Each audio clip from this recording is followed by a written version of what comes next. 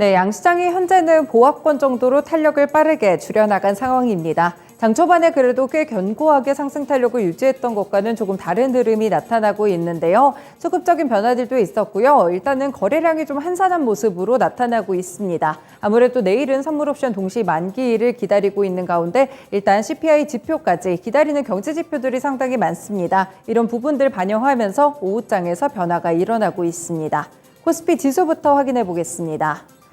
네, 현재 구간 보시면 코스피 지수는 2620선 중반대를 기록하는데요. 일단 음봉으로 전환된 데 이어서 현재는 하락 쪽까지 계속해서 파란불이 좀 들어오고 있는 상황입니다. 현재 거래대금 5조 7천억 원 가까이 실리는 가운데 2627포인트를 기록하고 있습니다. 분봉 차트로 흐름 보겠습니다. 네, 코스피 지수의 흐름을 살펴보시면 확실히 장 초반에는 오히려 상승 탄력을 키웠다고 해도 과언이 아닌데요. 2630선 중반대 이상으로 크게 치솟는 모습까지 올라왔다가 결국에는 11시 구간부터 탄력이 조금씩 줄어들고 있습니다. 현재는 완벽하게 또 보합권 정도까지 내려온 상황인데 여기서도 하락에 대한 방향성, 상승에 대한 방향성을 고민하는 지점 속입니다. 다음으로는 수급 살펴보겠습니다. 네, 오늘 코스피 쪽에서 수급에서는 개인의 매수세가 이어집니다. 1,372억 원 사자세로 집계되는 가운데 외국인의 매도세가 다시 한번 1,142억 원, 어제의 종가 기준으로 봤을 때의 수급과 좀 비슷하게 나타나고 있는데요. 외국인의 팔자 기조가 다시 한번 심화되는 가운데 기관 쪽에서도 485억 원 팔자세를 보이게 되면서 오늘은 쌍끌이 매도세로 집계되고 있습니다. 업종별로도 살펴보겠습니다.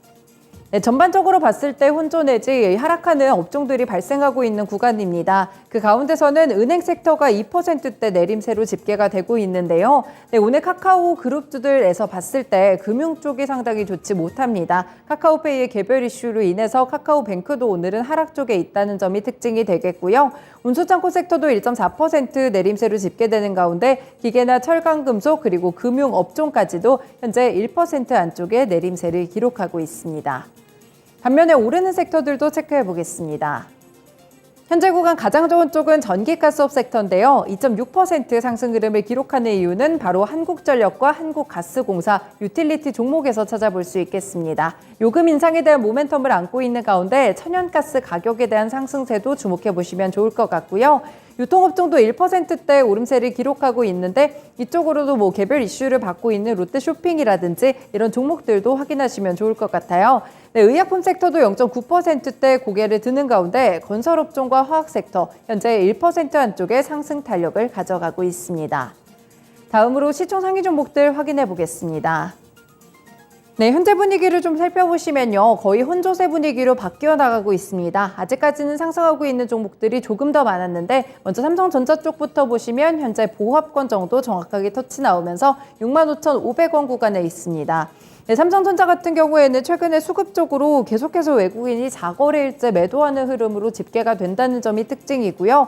이와 다르게 SK하이닉스는 외국인 수급 쪽에서 흐름이 엇갈립니다. 현재는 1% 넘게 2%가량 오름세 기록하면서 106,500원 구간 속에 있습니다. 네, 오늘 2차전지 관련 종목들을 보시면 LG에너지솔루션은 1.5% 하락세로 425,500원 구간, 삼성 SDI가 오랜만에 반등합니다. 다만 강한 탄력은 아니고 현재 음봉과 양봉 사이 1.8% 오른 545,000원 부근을 지나가고 있는 상황이고요. 네, 플랫폼 종목들도 역시나 네이버가 강보합권 그리고 카카오 같은 경우에는 자회사 쪽 이슈를 안고 오늘은 하락 쪽에 있습니다. 카카오페이 이슈를 조금 더 말씀을 드리면 이대주주인 이 알리페이 쪽에서의 이 지분이 블록딜이 됐다 이런 추진 보도가 있어서 장 초반에 좀 급락하는 모습이었는데요. 아직까지 회복하지 못하는 모습으로 집계가 되고 있습니다. 네, 오늘 LG화학이 어제 4%대 하락이 이어서 다시 한번 4% 반등하며 58만 3천원 구간 지나가고 있는데요. 5조 4천여 원에 달하는 브랜드 가치를 평가받으면서 글로벌 화학기업 가운데 3위를 차지했다는 소식까지 나와 있습니다. 네, 그 외 종목들 보시면 셀트리온 같은 경우에도 오늘장 괜찮은 흐름을 기록하면서 제약 바이오 쪽 투심이 살짝 오르고 있다는 점이 특징이고요. 2.5% 오른 16만 3천원 구간입니다. 이 코로나 흡입형 칵테일 치료제가 유럽에서 임상 3상 승인을 받았다는 소식이 나와 있고요. 그 외에는 KB금융도 0.7% 오르며 57,800원, 위쪽으로 보시면 현대차나 기아 같은 경우에는 하락 쪽, 특히 기아는 1.4% 내림세로 집계되면서 81,800원을 기록하고 있습니다. 특징 종목들 살펴보겠습니다.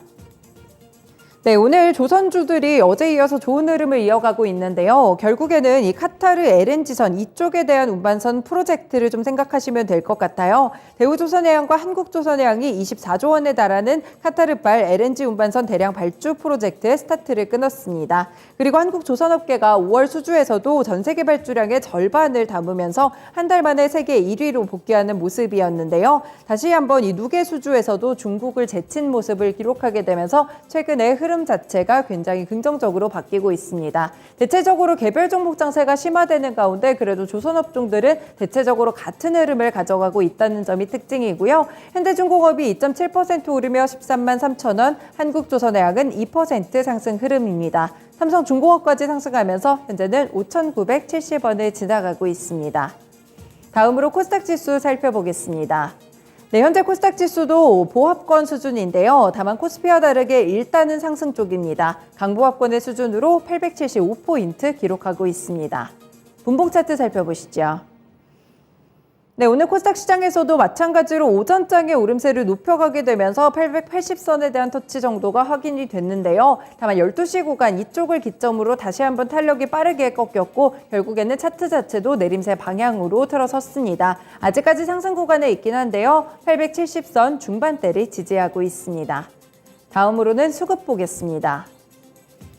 네, 수급에서 코스피와 일단 좀 차이가 있는 부분은 기관의 매도세 기관의 매수세 그리고 개인의 매도세가 되겠습니다. 현재 개인은 134억 원 매도로 집계가 되고 있는 상황이고요. 외국인은 146억 원 매도 우위 그리고 기관 쪽은 303억 원 사자세로 집계됩니다. 다만 금액별로 봤을 때는 일단 300억 원 안팎으로 그렇게 크지 않다는 점도 특징입니다. 시총 상위 종목들 확인해 보시죠.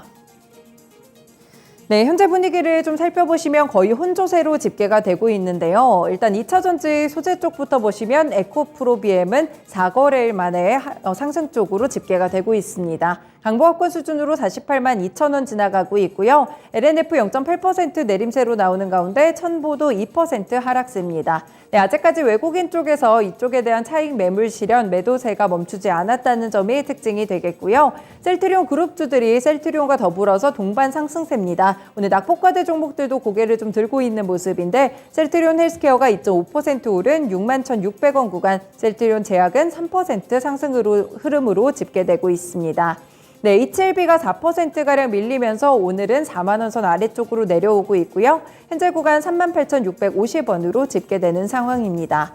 네, 나머지 종목들 가운데 일단 위메이드나 펄어비스, 카카오게임즈 쪽을 체크해 봤을 때는 상승 흐름을 기록하고 있다는 점이 특징이겠고요. 아래쪽으로 미디어나 콘텐츠 관련 종목들도 상승 흐름입니다. CJ ENM이나 스튜디오 드래곤 쪽도 함께 좀 살펴보시면 될 것 같고요.